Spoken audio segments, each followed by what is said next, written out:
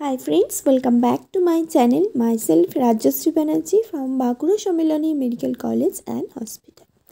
আজকে আমরা দেখো হিউম্যান হেলথ অ্যান্ড ডিজিজের পরের পার্টটা পড়াবো, সেটা হচ্ছে সেল মিডিয়েটেড ইমিউনিটি। ওকে, তো আগের দিন আমরা অ্যাকুয়ার্ড ইমিউনিটির আন্ডারে দেখেছি হিউমারাল ইমিউনিটি, যেটা হিউমারাল ইমিউন রেসপন্স। এখন আমরা দেখব সেল মিডিয়েটেড ইমিউনিটি কি। তাহলে কি বলছে, the second type is called cell mediated immune response or cell mediated immunity. The T lymphocyte mediate CMI মানে সেল মিডিয়েটেড ইমিউনিটি। তাহলে সেল মিডিয়েটেড ইমিউনিটিটা কোন লিম্ফোসাইট হচ্ছে মিডিয়েট করে, সেটা হচ্ছে টি lymphocyte. Very often when some human organs like heart, eye, liver, kidney fail to function satisfactorily, transplantation is the only remedy to enable the patient to live a normal life. তাহলে কি বলছে, যখন কি কোনো human organs like কি heart, চোখ এবং liver, kidney এগুলো যখন ফেল করে, কি করতে, তার যে মানে ফাংশনটা করা দরকার সেই ফাংশনটা করতে ফেল হয়, তখন কিন্তু অনেক সময় তার রেমেডি হিসেবে মানে পেশেন্টকে নর্মাল লাইফে ফিরিয়ে আনতে গেলে তার রেমেডি হিসেবে আমরা ট্রান্সপ্ল্যান্টেশন করে থাকি, মানে অর্গ্যান ট্রান্সপ্ল্যান্টেশন করা হয়ে থাকে। মানে যে অর্গ্যানটা খারাপ হয়ে গেছে সেটাকে বাদ দিয়ে নতুন একটা ভালো অর্গ্যান, মানে ওই অর্গ্যানই হচ্ছে নতুন ট্রান্সপ্ল্যান্ট করা হয়। দেন এ সার্চ বিগিনস, অর্থাৎ to find a suitable donor. তাহলে আমরা কি করি, কোনো পেশেন্টের মনে করো কোনো একটা অর্গ্যান খারাপ হয়েছে, যেমন কিডনি, লিভার, আই, হার্ট এগুলো, তো তখন আমরা সেটাকে পেশেন্টটাকে নর্মাল লাইফে ফিরিয়ে আনতে আমরা কি ঠিক করি, যে ট্রান্সপ্ল্যান্টেশন দরকার। এবার ট্রান্সপ্ল্যান্টেশন যখন দরকার বলা হয়, তখন কি তারপরে যে খোঁজাটা সেটা হচ্ছে আমরা একটা সুইটেবল ডোনার খুঁজি, মানে যে হচ্ছে আমাদের সেই অর্গ্যানটা দিতে পারবে এবং সুইটেবল হতে হবে সেই ডোনারকে। Why is it that the organ cannot be taken from just anybody? অর্থাৎ কেন এরকম যে একটা সুইটেবল ডোনার দরকার, মানে একটা পার্টিকুলার এই ক্রাইটেরিয়া সমেত একটা ডোনার দরকার, কেন আমরা যার তার থেকে নিতে পারি না, সেটাই বলছে question. What is it that the doctors পরের পাতায় চেক, মানে কি বলছে, তাহলে কি দেখে ডক্টর, আর কি দেখে যে মানে যার তার থেকে নেওয়া যায় না কেন, একটা নির্দিষ্ট ক্রাইটেরিয়া যুক্ত একটা ব্যক্তির থেকেই কেন নিতে হয়, সেটাই বলছে। Graft from just any source, an animal, another primate or any human beings can not be made since the grafts would be rejected sooner or later. অর্থাৎ গ্রাফটস বলছে, গ্রাফটস মানে ওই রকম অর্গানকে গ্রাফটস বলা যায়। মানে এই দেখো ওপরে লেখা আছে, a organ or tissue which a donor gives to recipient, মানে একজন দাতা একজন গ্রহীতাকে যে মানে অর্গান বা টিস্যু যেটা দান করছে সেইটা কি বলা হয়, গ্রাফটস। মানে যে কোনো কিছু যেটা দান করা হচ্ছে সেটা কি হচ্ছে, গ্রাফটস বলা হচ্ছে। ওকে, তো সেটাই বলছে অর্গান বা টিস্যু যেটা গ্রাফট বলা হয়, সেটা যে কোনো সোর্স, অর্থাৎ কোনো অ্যানিম্যাল, কোনো প্রাইমেট, যে কোনো হিউম্যান বিংস থেকে হচ্ছে নেওয়া হয় না, কারণ সেটা হচ্ছে আমাদের বডিতে রিজেক্টেড হয়ে যায়, মানে সেটা সবসময় আমাদের সব বডি হচ্ছে নিতে পারে না। কারণ কি, সেটা হচ্ছে tissue matching, blood group matching are essential before undertaking any graft or transplant, and even after this the patient has to take immune suppression all his or her life. তাহলে কী হয়, কেন যে কোনো একটা ব্যক্তির থেকে আমরা কোনো একটা অর্গান নিয়ে ওই ব্যক্তির মধ্যে বসিয়ে দিতে পারি না, কারণ আমরা জানি ব্লাড গ্রুপও দেখবে সবার কিন্তু ব্লাড গ্রুপ এক নয়, যে কোনো কারোর থেকে ব্লাড নিয়ে আরেকজনকে দিয়ে দেওয়া যায় না, সেটাকে গ্রুপিং করতে হয়, গ্রুপ যদি মেলে তখনই হচ্ছে ব্লাড দেওয়া যায়। সেই রকমই যখন আমরা অর্গ্যানও একজনের থেকে আরেকজনে দিচ্ছি, সেই অর্গ্যান হচ্ছে টিস্যু, বিভিন্ন ধরনের মানে টিস্যু দিয়ে তৈরি হয়। এবার এই যে টিস্যুগুলো, এই টিস্যুও আবার ম্যাচিং হয়, মানে যেমন ব্লাড গ্রুপ ম্যাচিং হয়, সবার ব্লাড গ্রুপ এক নয়, সেরকম আমাদের টিস্যু ম্যাচিংও করতে হয়, সবার টিস্যুও কিন্তু এক নয়। তো সেই টিস্যু ম্যাচিং যদি ঠিকঠাক না হয়, অনেক সময় ট্রান্সপ্ল্যান্ট করা হয় ঠিকই, মানে অর্গ্যান দেওয়া হয়, কিন্তু তার বডি, যাকে দেওয়া হচ্ছে তার বডি সেটাকে নেয় না, সেটাকে রিজেক্ট করে দেয়, তো ফলে ওটা নষ্ট হয়ে যায়। ওকে, তো সেই জন্য সবসময় অর্গ্যান ট্রান্সপ্ল্যান্ট করার আগে tissue matching, blood group matching এগুলো কিন্তু করতে হয়।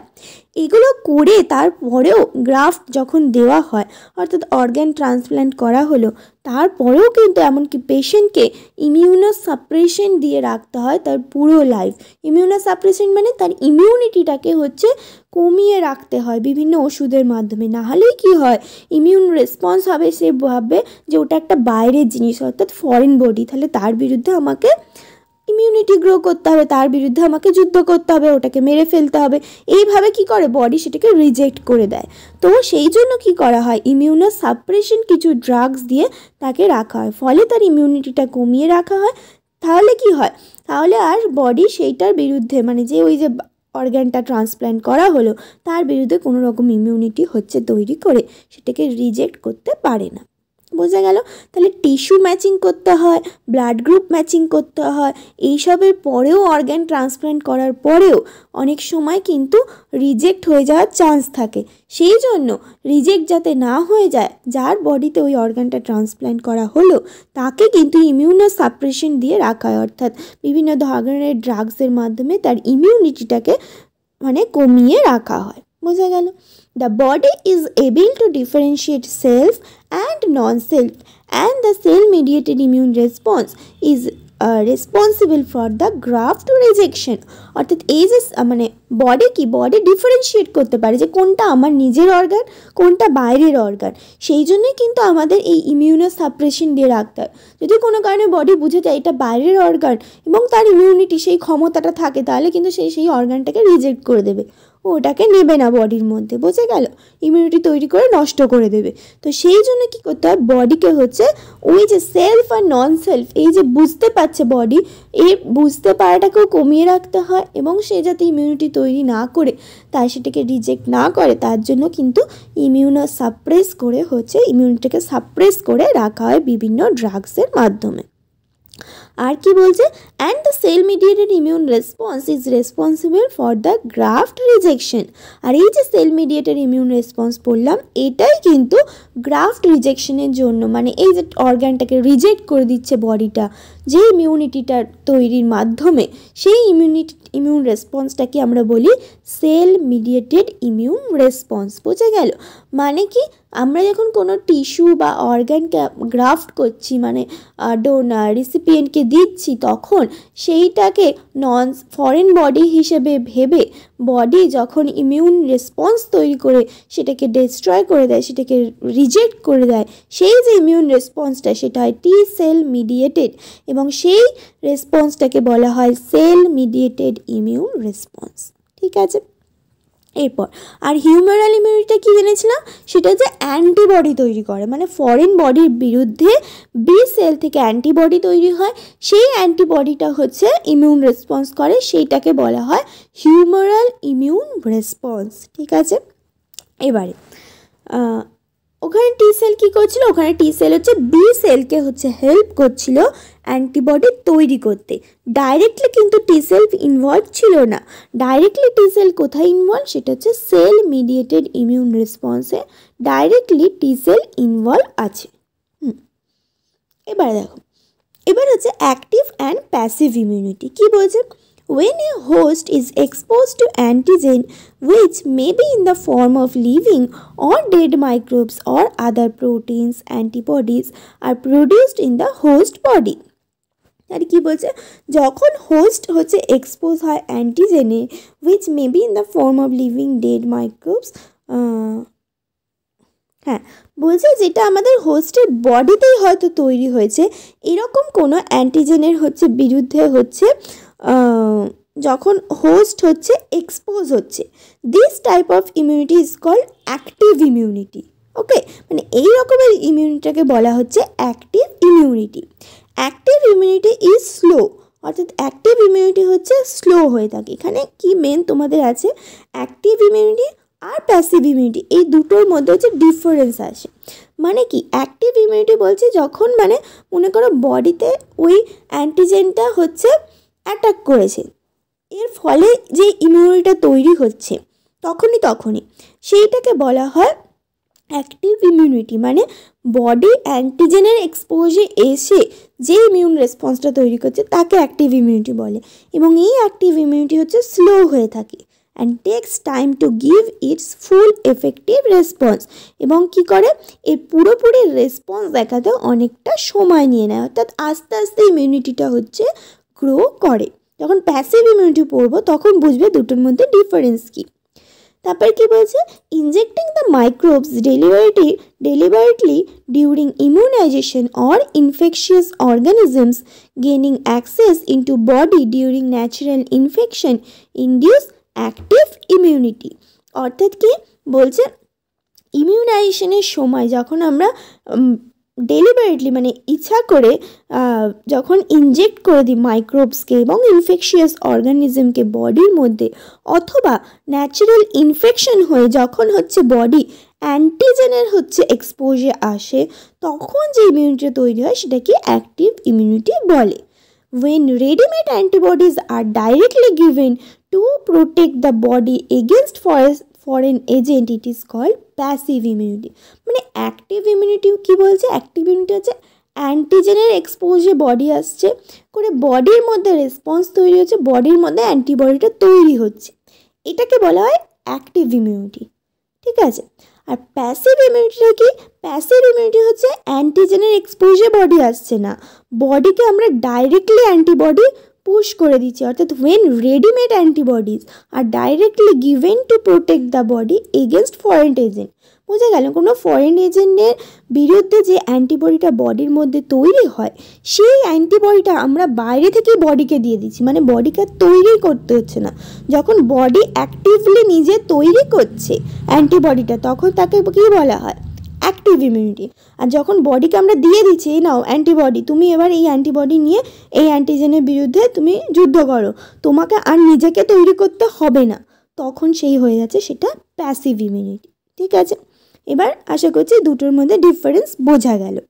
ডু ইউ নো, অর্থাৎ অ্যান্টিবডিকে যদি আমরা অস্ত্র ধরি, তাহলে কি বডি যখন নিজে দেখছে যে ও আচ্ছা এই শত্রুরা আসছে, তাহলে আমাকে এই অস্ত্রটা তৈরি করতে হবে। ঠিক আছে, এবার বডি সেটা তৈরি করছে, করে সেই শত্রুর বিরুদ্ধে যুদ্ধ করতে যাচ্ছে, তাহলে কি অনেকটা সময় লাগছে, তাহলে সেটাকে আমরা বলছি অ্যাক্টিভ ইমিউনিটি, মানে বডি তৈরি করছে। ওকে, এবং কি অস্ত্রটা তৈরি করছে, তারপর ফার্স্টে দেখছে কীরকম অ্যান্টিজেনটা, মানে কীরকম শত্রু, তার বিরুদ্ধে কীরকম অ্যান্টিবডি তৈরি করতে হবে, তারপর সে সেটা তৈরি করছে, তারপরে গিয়ে কি করছে, সে যুদ্ধ করছে।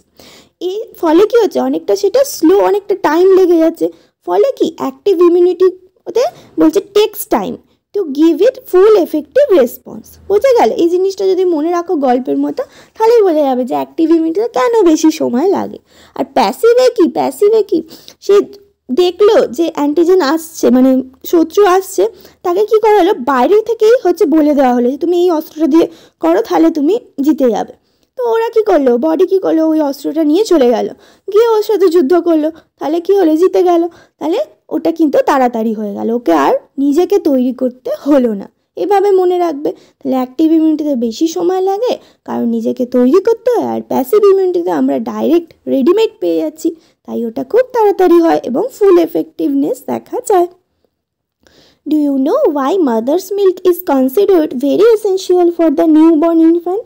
অর্থাৎ তোমরা কি জানো যে মাদারের মিল্ক কেন এসেন্সিয়াল হয়ে থাকে যে নিউবর্নের ক্ষেত্রে?